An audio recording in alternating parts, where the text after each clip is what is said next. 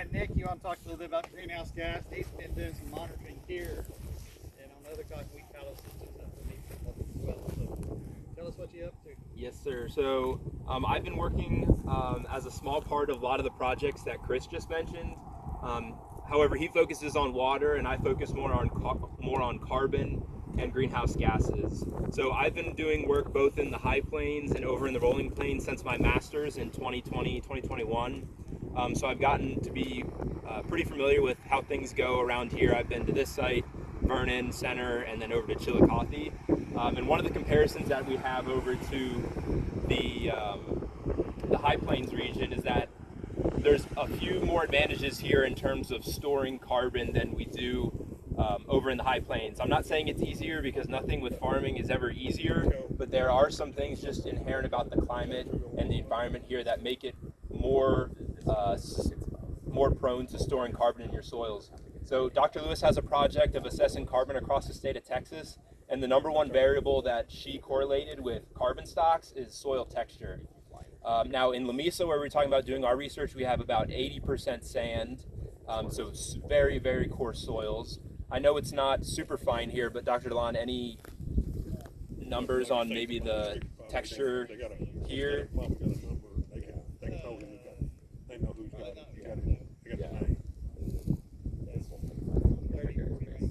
Of sand or clay? Well, definitely not clay. Sand. Yeah, so much coarser. So coarser soils form aggregates better, and forming aggregates is one of the best things for storing soil carbon. So when you offer a cover crop here and you get those big, beautiful top growth and some of the root growth that Dr. Pinchak talked about, it can get stabilized in those soil aggregates and be held on to a little bit better.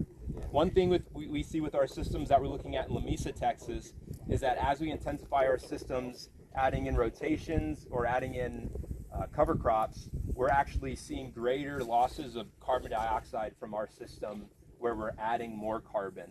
Now we are seeing significantly greater soil carbon in those systems so in a rye cover crop system or our cotton wheat fallow system compared to the conventional system. However, we are losing more carbon dioxide. Now, one of the things when you talk about the cotton wheat fallow rotation over in the high plains versus here that Dr. DeLon talked about earlier was that you all might have the ability to incorporate a summer cover crop and the possibility of grazing it and using it as a cover during the fallow period of the cotton wheat fallow rotation. We aren't able to do that in the high plains because we don't have quite enough water, and it's hard to convince people to turn on their pivot to water up a summer cover crop that they're not even going to graze. So that could be a huge carbon benefit in terms of your systems that we have in the rolling plains. So our cotton wheat fallow is one of our best performers in terms of cotton lint yield and accruing carbon in the soil in the high plains. However, if you look at some of the research Dr. DeLon has done here in the rolling plains, that fallow system actually hurts your carbon sequestration potential compared to a system when you're incorporating a cover crop, whatever time of the year it is. So the trend that we're seeing is that whenever you have a crop in the field, you're going to have increased carbon dioxide emissions. And that's because as your plants are growing, they're exuding things from their roots, they're constantly shedding foliage, and that's feeding the microorganisms. And that's where Dr. Lewis talked about providing nitrogen to those microorganisms. There are certain things that we can do to stimulate their growth. But if they're decomposing too much of that organic matter, it's not going to end up in the soil. Them processing it is important, but if they're decomposing too much of it, we're going to end up losing it. Now, in the high plains, when we have that fallow period, our emissions drop very low, and it's our lowest emitter during the fallow period when you compare it to where you have an active cotton crop growing. Here, if you're incorporating a summer cover crop, your emissions are still going to be high, but if you're putting cattle on it, they're dropping manure, and you're having a lot more actual biomass growth, probably 2 to 3 times of what we have in the high plains. That carbon is actually going to get stored a lot better because you probably have double the amount of carbon being added in a cotton wheat fallow system with the summer cover versus a cotton wheat fallow system where it's a true fallow and you're not growing anything, not even a cover crop. So we're seeing those same trends here where any system that you have that has a crop, has any sort of growing crop in the field versus something that's fallow or nothing's growing, you're always going to have more emissions where that plant is growing because of its effect on the soil microbiome. So now that we've explained all that, I'll go into a little bit about how we measure soil greenhouse gases, carbon dioxide being one of them. So it's the science behind these instruments is really complex, but the way they actually work is really simple.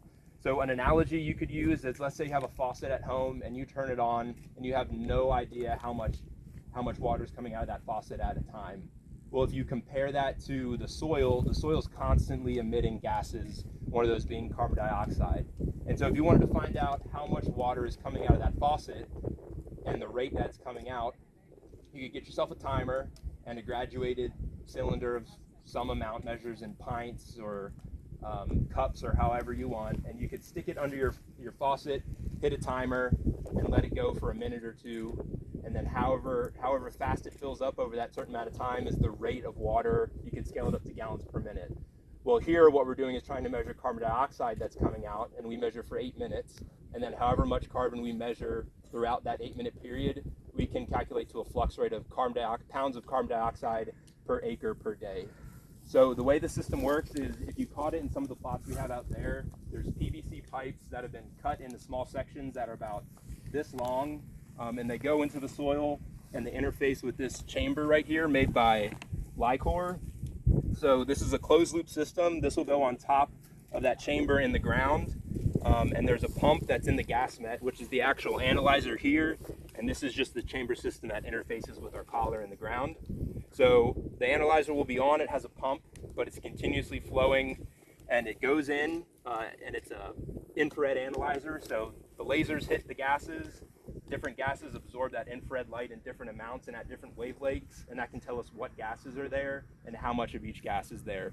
So it goes in, the laser hits the gas sample, takes its measurement, and then it comes back out and goes into goes back into the chamber. So that's like if you have your cup under the faucet, since it's a closed system, it's constantly filling up the whole time, versus if you had a cup with a hole in it and the water was just falling out, you wouldn't be able to measure it very well. So we get to our plot, we hit our button, it'll close, and so now it's a closed loop system. The gases are constantly building up, running through the analyzer. I'll sit here for 8 minutes, and that'll give us enough data points to get a good slope of our increase in the concentration of each gas over time. I think I have about 18 collars here, so it takes a good amount of time, but we can get a lot of good data just in a day, and then come back monthly, or depending on what different practices you're looking at. If there's a fertilization event, you're going to see more losses of carbon dioxide and other nitrogen gases that we're really interested in. So when we have events like that, we'll try to target some of the measurement times around those key management events that'll increase our emissions. But other than that, you're just coming out regularly, and then you compare the amount of carbon that you're losing to the amount of carbon you have in your soil to get a general idea of how much carbon is being cycled relative to your inputs and what's actually in the soil. So it's really cool data.